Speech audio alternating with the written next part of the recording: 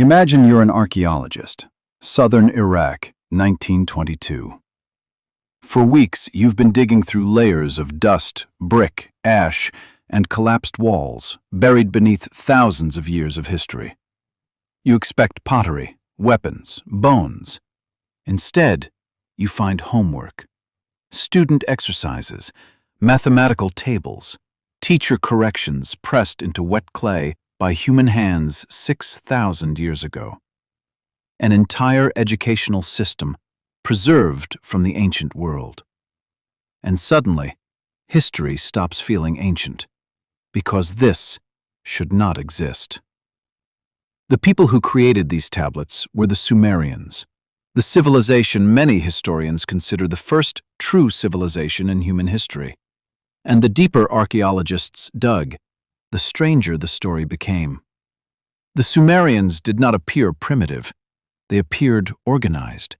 They had schools, courts, libraries, tax systems, trade networks stretching across the ancient world, professional scribes, massive cities. Their greatest city, Uruk, may have held more than 80,000 people. At the same moment in history, much of Europe consisted of scattered farming villages. Uruk was enormous, administrative, crowded, alive.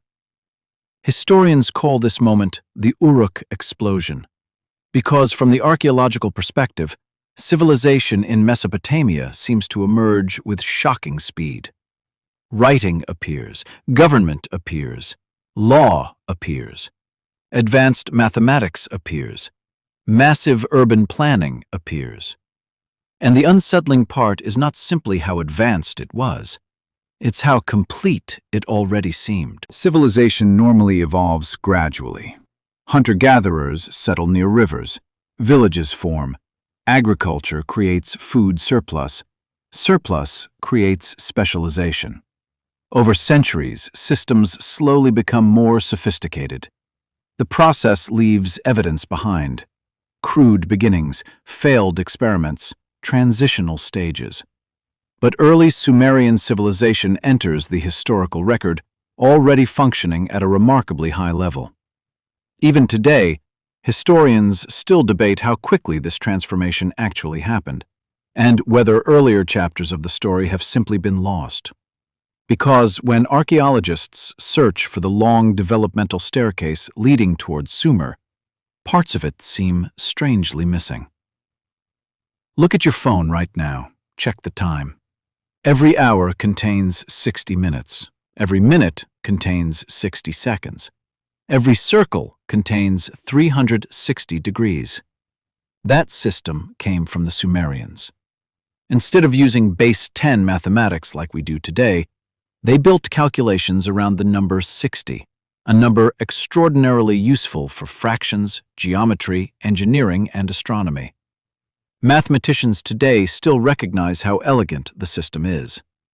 And then archaeologists discovered something even stranger. A small clay tablet, now known as Plimpton 322. At first glance, it looked insignificant, just rows of numbers pressed into clay. But researchers eventually realized the tablet contained sophisticated mathematical relationships connected to right-angle geometry, concepts associated with what we now call the Pythagorean theorem. Pythagoras himself would not be born for more than 1,000 years.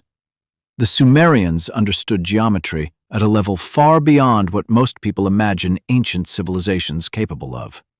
And mathematics was only the beginning. The night sky fascinated them. For generations, Sumerian astronomers tracked eclipses, lunar cycles, planetary movements, and celestial events with extraordinary consistency. Night after night, year after year, observations were carved into clay. Some of those records became so precise that modern astronomers have used ancient Mesopotamian observations to verify eclipse dates and reconstruct historical skies.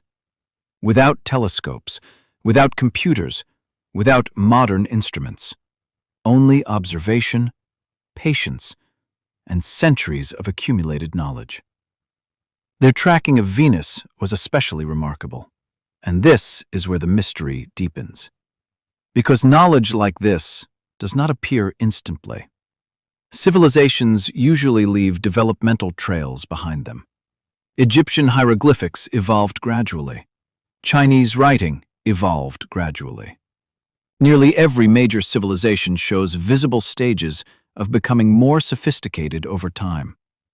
But early cuneiform writing appears already structured, functional, and capable of handling administration, trade, literature, and law.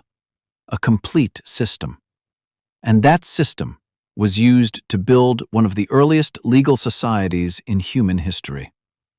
Long before Hammurabi, there was the Code of Ur-Nammu. It established formal laws, punishments, and financial penalties instead of pure physical retaliation. To build a system like that, you need institutions, courts, officials, records, currency, social trust. The Sumerians had all of it. They also practiced medicine. Ancient texts describe symptoms, diagnoses, treatments, and herbal remedies. Some plants used in Sumerian medicine are now known to contain medicinal properties confirmed by modern science. They did not understand bacteria, but they still discovered treatments that worked. And perhaps the most human discovery of all came from their schools. We have recovered student exercises written over 4,000 years ago.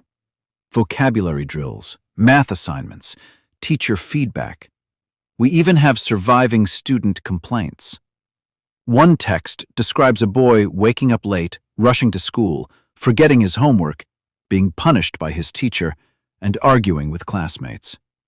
4,000 years later, the experience still feels familiar, and that may be the strangest feeling of all.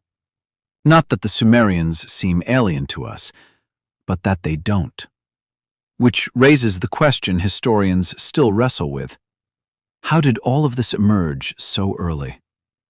The standard explanation is gradual development driven by agriculture, specialization, trade, and accumulated knowledge. But there are still unanswered questions. At the end of the last ice age, rising sea levels flooded vast regions around the Persian Gulf. Some researchers suggest earlier cultures may now lie underwater. The theory remains speculative, but it leaves an open question about what might be missing from the record. And then there are the Sumerians themselves. In their writings, they credited their knowledge to beings known as the Anunnaki. Most historians interpret this as mythology, not literal history, but the symbolism remains striking. Knowledge as something received, something taught, not created from nothing. And maybe the real mystery is simpler. Not whether the Sumerians had unknown teachers, but how much of human history has been lost. Cities vanished, coastlines submerged, libraries burned, entire cultures disappeared before they could be fully recorded. What remains may only be a fragment, and yet the Sumerians endure. The ruins of Ur still stand. Their mathematics still shapes how we measure time. Their observations still help reconstruct ancient skies, and thousands of tablets still wait to be translated. 6,000 years later, the first civilization still refuses to fully explain itself. Not only what they built, not only what they knew, but the unsettling possibility that the deeper we dig, the less complete the story becomes. The past is not a solved problem. It is still waiting beneath the sand.